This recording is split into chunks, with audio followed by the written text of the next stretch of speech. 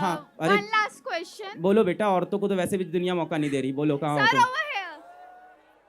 Sir, so basically, most of the people associate physics wala to be an emotion, and you're leveraging more on personal branding. So, हाँ हाँ what's your understanding on this marketing strategy on a long run? ठीक है, अच्छा सवाल पूछा है इसने। इसने बोला है कि फिजिक्स वाला बहुत से लोग बोलते हैं इज एन इमोशन, और ये बहुत ज़्यादा पर्सनल ब्रांडिंग पे चलता है। इन्होंने ये सवाल यहाँ पे पूछा है।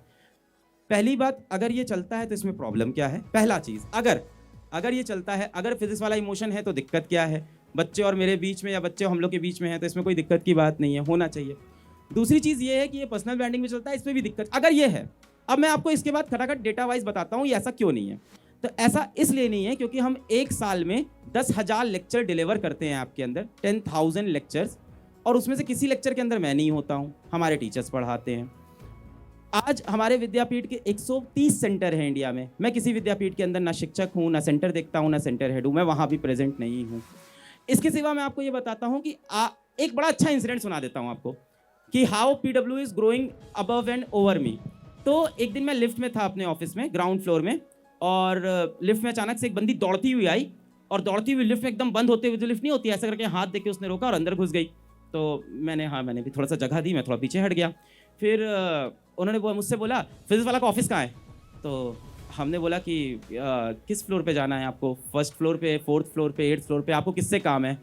तो फिर वो मेरे को छोड़ के दूसरे बंदे से बात करने लगी। लिफ्ट में एक दूसरा बंदा था, उनसे मैंने कहा किस फ्लोर में जाना है? कि माइंड योर बिजनेस। हमने कहा अच्छा ठीक है।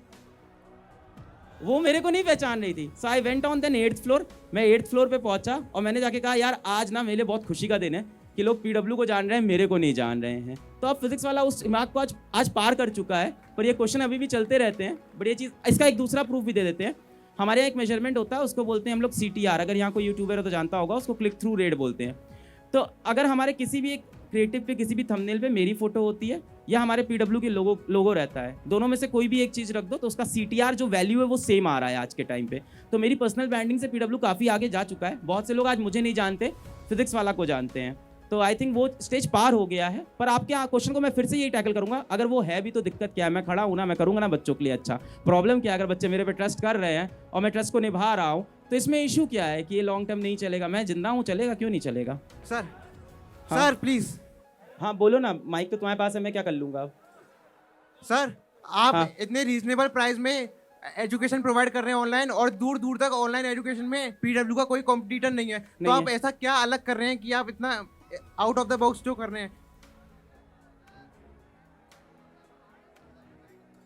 देखो, इसके अंदर मुझे लगता है सबसे ज़्यादा फायदा हुआ वो इस चीज़ क्या हुआ कि I was the right person at the right place at the right time. I was not the best person, I was the right person. एक एवरेज फिजिक्स टीचर था जो इंडिया भर को टाइम पे मिल गया था, ओवरऑल बच्चे जान गए थे, सही समय में पीडब्ल्यू लॉन्च हो गया। उसके बाद क्या हुआ कि एथिक्स के अराउंड, कोर के अराउंड बहुत स्टिक रहे। अगर आपके भाई बहन पीडब्ल्यू के मोबाइल ऐप में पढ़ते हो, और अगर आप पीडब्ल्यू को सिर्फ यूट्यूब और कंट्रोवर्शियल वीडियोस नहीं देखते हो, अगर आपकी कोई किसी के भाई बहन यहाँ पढ़ते हैं पीडब्ल्यू के मोबाइल ऐप से, तो आप उनसे पूछना कि उनके लेक्चर्स की जो अडेरेंस होती है वो 95% के ऊपर होती है। उनके लेक्चर्स की जो रेटिंग होती है वो हर एक लेक्चर, फिजिक्स वाला के अंदर हर एक लेक्चर रेट होता है। हमारे यहाँ जब कोई टीचर पढ़ाने जाता था तो मैंने कहा मैं टीचर के हर एक लेक्चर की रेटिंग करूंगा। तो लोगों ने बोला यार टीचर है, ओला और उबर का ड्राइवर नहीं है। मैंने कहा तो ओला उबर ड्राइवर होने में क्या बुराई है भाई? तो हर एक टीचर के लेक्चर रेट हुए। तो बेसिक फिलॉसफी बहुत स्ट्रांग थी। इसके अलावा ऑफकोर्स यूट्यूब चैनल का भी बहुत बड़ा इसमें रोल है कि योगदान है कि बहुत सारे बच्चे जानते थे। तीसरी चीज़ मुझे लगती है ट्रस्ट। बच्चों ने जब जब ट्रस्ट किया तो हम लोगों ने ट्रस्ट नहीं तोड़ा। आप एक बार फिजिक्स वाला के किसी भी पेड बैच का रिव्यू आप पढ़ लो, कहीं पे भी, किसी भी पेड बैच का, हमारे अर्जुना का, लक्ष्य का, यकीन का, प्रयास का, सिलेक्शन का, देख लो, जो देख लो, तो वहाँ के अंदर हम लोगों ने काम बहुत कर रखा है। तो स्टूडेंट को जो चीज़ चाहिए वो चीज़ बहुत पॉजिटिवली दी। पर अगर आप पूछते हो कि बाकी लोग क्यों नहीं कर पाए, तो उसका प्रॉब्लम फर्स्ट मूवर एडवांटेज भी है कि सबसे पहले हम थे जो लोएस्ट कॉस्ट में आए, तो बच्चों ने हम पे ट्रस्ट दिखाया तो हमने डिलीवर किया तो उन्होंने और ट्रस्ट दिखाया। और how is it profitable, how is it working? Of course because of the volume end of course because of the technology. हमारे पास इतनी टेक्नोलॉजी है इस टाइम कि मुझे पता है कि भारत के जितने भी बच्चे हैं वो किस तरह के डाउट पूछ सकते हैं। आपको लगता है आपके पास अनलिमिटेड डाउट है, नहीं, आपके डाउट्स लिमिटेड होते हैं, हमें पता है।